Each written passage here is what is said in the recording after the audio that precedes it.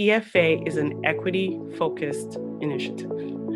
It means that it's focused on closing opportunity and achievement gaps, particularly for historically marginalized students. There is a particular focus on Black and Latinx students, and we provide targeted supports. EFA schools have represented the district, have been around the district average in terms of Black students and Latinx students.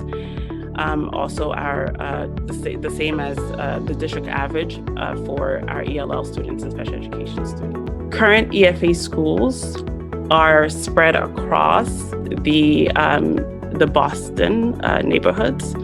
Almost all of the Boston neighborhoods are represented.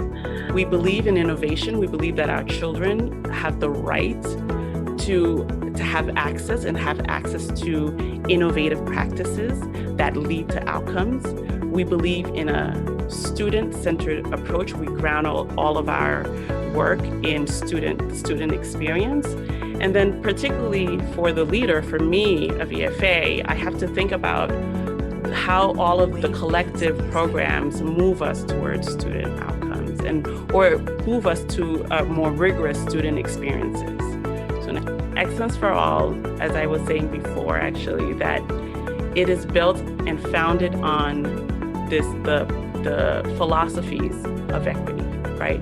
Particularly the district's culturally and linguistically sustaining practices. So we base all of our programming, all of our decision-making, anything that we do, we base it on CLSP. So when I say CLSP, I'm talking about culturally and linguistically sustaining practices, the continuum that came out of the Office of Opportunity Gaps under Dr. Granson right now. Through EFA, we were able to get a partnership with Mind Research and with ST Math for blended learning.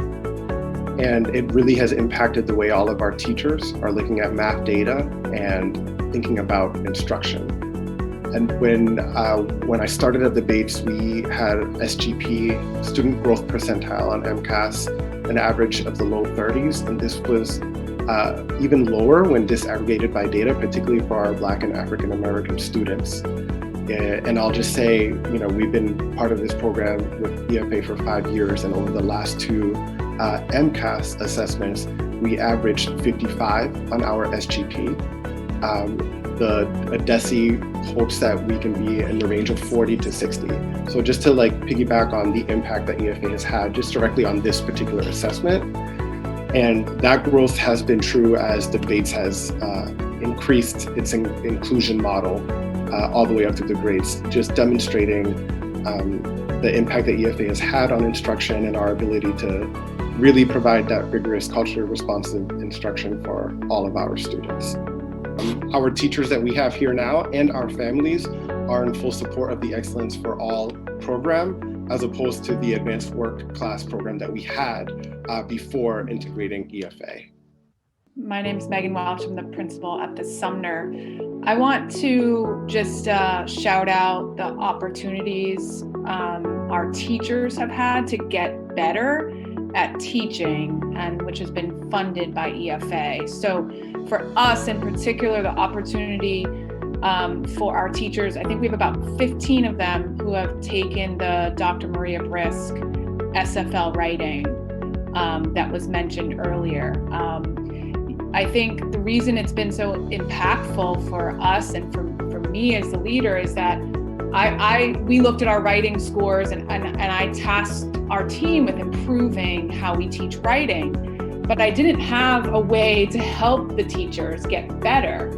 And I think, to me, I don't actually know how the writing improvement, the teaching of writing, how we would have improved without this major investment in our teachers. And Regine pushed me personally. I can name many others who have for the betterment of our community. I can't say enough about this model, and I saw language in the chat about why isn't this sort of the core for all, and I think that's really the argument that it should be.